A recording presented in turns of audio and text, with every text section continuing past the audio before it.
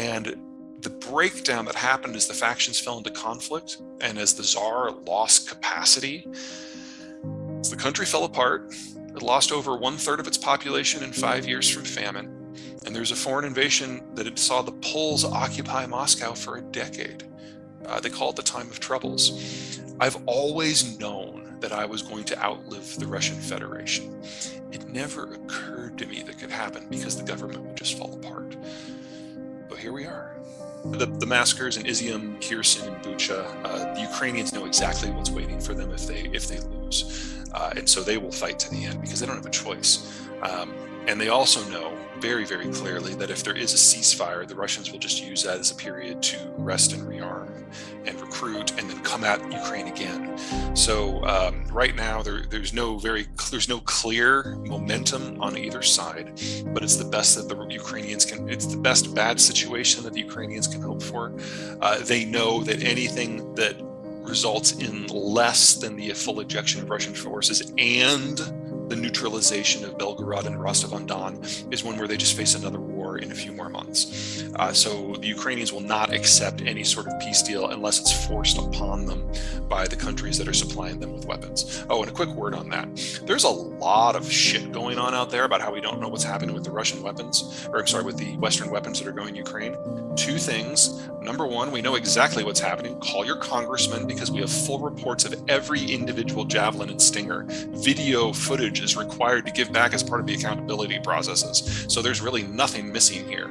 I mean, if you're going to rob Western assistance, but you're going to go after the humanitarian aid. We haven't seen that happen at scale anywhere. So don't say you're asking a question. Don't say we don't know. We do know. All the data is there, and every congressperson has access to the full information. Number two, with the exception of 2 Patriot batteries, every single piece of equipment that we have given the Ukrainians is stuff that was slated for dismantling anyway. It's technologies and weapon systems we haven't used since the 90s, and we were either going to destroy it or give it to an ally. Here we are. Okay, so that's that. Sorry, a little rant. People get me every once in a while. I hate it when people deliberately lie. What was the other half of the question? Data suggests we're going very firmly in the opposite direction on both sides of the Atlantic. The Europeans have had it underlined very, very clearly to them what will happen if Ukraine falls. They know the next phase of the war, if Russia gets his way, comes for the European Union. And number two, on the United States side of the equation, a lot of the naysayers have been proven to be relatively foolish, and the removal of people like Tucker Carlson from being front and center of the American political conversation has really done wonders for people to look at this from a much more nuanced light and a much more honest light. So the more recent polls suggest that support in the United States for Ukraine has risen by about 1/3 over the last 4 months, which is one of the sharpest political shifts we've seen in any question for the American citizenry in a very, very long time. As for how long we can maintain this, remember that the United States, the largest expeditionary force in the world with a standing army of nearly 1 million men, has 30 years of back equipment that they can put into this before they start to affect the United States Army's regular military preparedness. The only weakness we have is with artillery shells, which we've used a standardized system for a while. And so we've tripled the output of our factories when it comes to building those munitions over the course of the year so far. We're going to need to triple that again. That is the soft spot in this. But when it comes to the rank and file equipment that you use for the war, Challenger tanks, anti-aircraft, bullets, all of that, we look pretty good on our side of the Atlantic. NATO, not so much. The Germans have already given pretty much everything that they can. And I know that people have given the Germans a lot of crap for not giving a lot, but they are the 3rd largest donator of equipment so far. The big sticking point between the United States and the Germans is that the United States has wanted to give more faster. And the Germans are like, wait a second. It's not enough to train the Ukrainians on how to use our gear. We also have to train them on how to maintain our gear. And if you think about in a war where things get broken all the time, that's a really good view when it comes to preserving war fighting over the long term, because not one tank that goes there is not going to get shot at, and you have to make sure it can participate in more than one battle.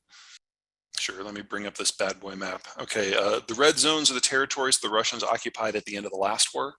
The pinks are what they roughly currently hold.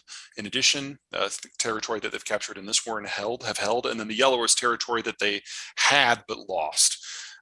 Right now, the Ukrainians are doing two big pushes. The one going south from Zaporizhia, the goal is to get to the Sea of Azov so that they can then target the Kerch Strait Bridge directly. Now, if you guys remember last year, someone blew up part of the Kerch Bridge. It used to have 4 road lanes and 1 rail lane. 2 of the road lanes were destroyed, and the rail line was so damaged it can't take cargo any longer. So what the Ukrainians want to do is, if they can, that southern push, if they can get to the Sea of Azov, they achieve 2 things. Number one, that last road connection on the Kerch Bridge can be targeted directly, and that's the end of all supply there. And number 2, if they can reach Azov, then land supply north of the Sea of Azov stops, and the entire southwestern front of Ukraine and all of Crimea go from being a launching point to attack Ukraine to an area that has no troop support, no fuel, no food, no ammo, no nothing. And you trigger, hopefully, a collapse in the Russian political system, because it will become obvious to everyone that the Russians can't even support their own forces. And that is where the bulk of Russian forces are.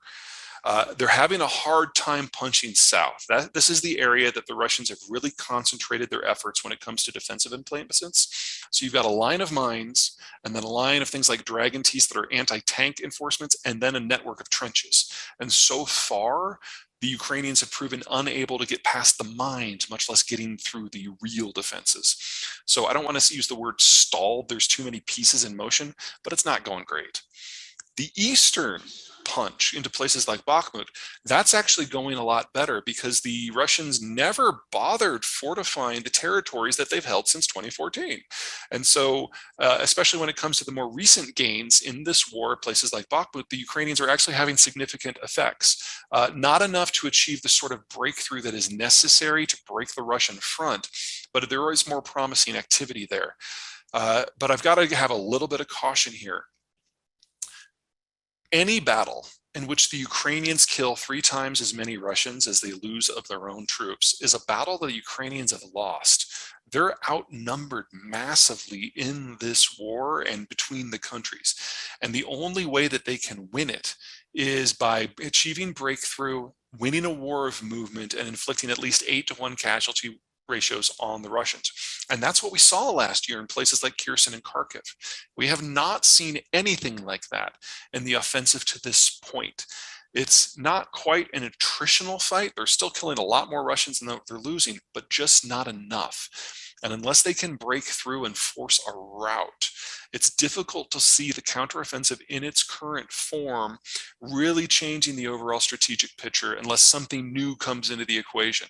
That might be things like longer range missiles, but from the point that the United States and NATO give those to the Ukrainians, it's a couple of months before they can actually impact the battlefield. So we're already talking best case scenario like September, and the end of fighting season is October, because that's when it starts to get muddy again. Doesn't mean things can't change. War is all about unpredictable outcomes, but at the moment, I don't see a lot of movement. The biggest hope that Ukrainians have right now is that the Wagner effect has removed the best troops the Russians have from the field and introduced a several-day interruption